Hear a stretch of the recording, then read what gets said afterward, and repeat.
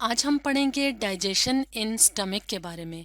तो अगर हम बात करें डाइजेशन की कि डाइजेशन क्या है, तो डाइजेशन ऐसा प्रोसेस है जिसमें के फूड कॉम्प्लेक्स फॉर्म से सिंपलर फॉर्म में तब्दील होता है। और जब फूड सिंपलर फॉर्म में तब्दील हो जाता है तो इससे हासिल होने वाली एनर्जी को ऑर्गेनिजम्स मुख्तलिफ कामों के लिए इस्तेमाल करते हैं। अब अगर हम बात करें स्टमक की कि स्टमक क्या है, तो स्टमक एलिमेंट्री कैनाल का पार्ट है। और एलिमेंट्री कैनाल क्या है? एलिमेंट्री कैनाल डाइजेस्टिव सिस्टम का हिस्सा है। अब हम अगर बात करें ह्यूमन डाइजेस्टिव सिस्टम की, तो स्टमक के अलावा एलिमेंट्री कैनाल में क्या क्या चीज़ें शामिल हैं?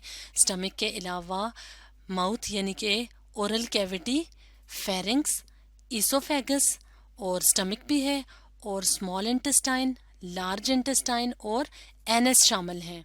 तो अगर हम बात करें स्टमक की कि ये स्टमक मौजूद कहाँ होता है, तो स्टमक हमारे एब्डोमिनल एरिया यानी जो पेट का ऊपर वाला हिस्सा होता है, तो उसमें लेफ्ट साइड पे मौजूद होता है। और स्टमक क्या है? मस्कुलर ऑर्गन, यानी कि ये मसल से मिलके बना होता है। जैसे कि इस डायग्राम में दिखाया गया है कि स्टमक की जो वॉल्स होती हैं वो मुख्तलिफ किस्म के मसल से मिलके बनी होती हैं। तो अगर हम स्टमक को ऐसे इंटरनली देखें, यानी कि इस हिस्से को अगर हम कट करके ऐसे इंटरनली इसका मुशाहिदा करें या इसको गौर से देखें, तो हमें स्टमक की वॉल्स इंटरनली ऐसे नज़र आएंगी।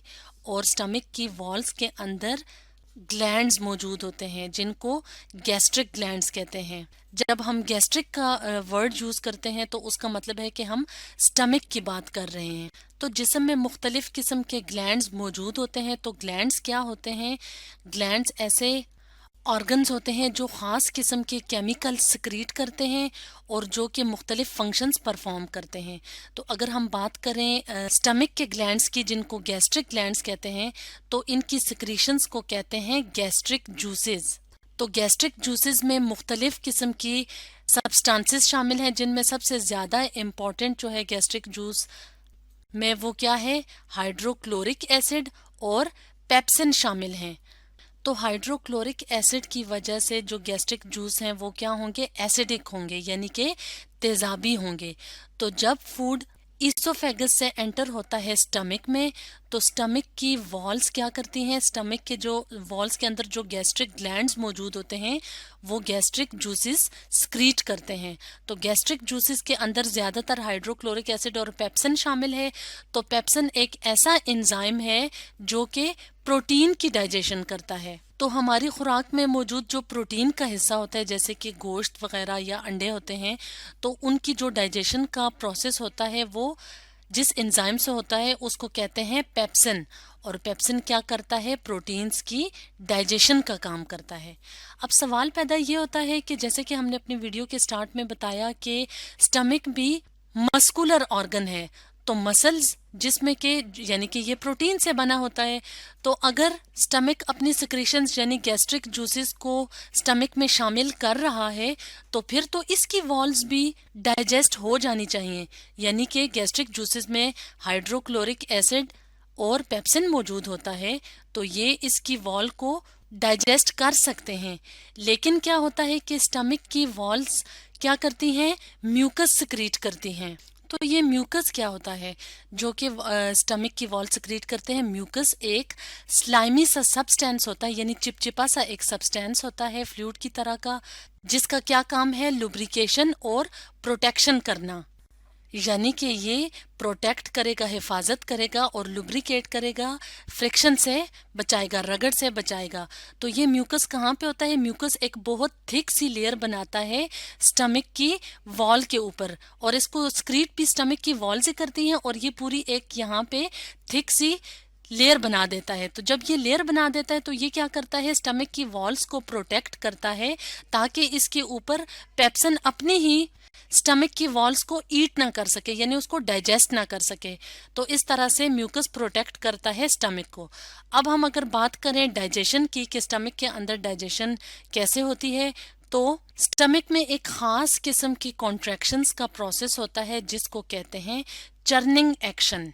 तो चर्निंग एक्शन से क्या होता है कि जो स्टमक की वॉल्स होती हैं वो कॉन्ट्रैक्ट करती हैं, यानी कि वो साइज में कम और ज़्यादा होती हैं, जिसकी वजह से जो फूड होता है जो कि पार्शियली डाइजेस्टेड होता है, यानी कि जब वो माउथ से आता है तो वो बोलस की फॉर्म में आता है, तो वो सेमी फ्लूइड बॉल की शक्ल का होता है।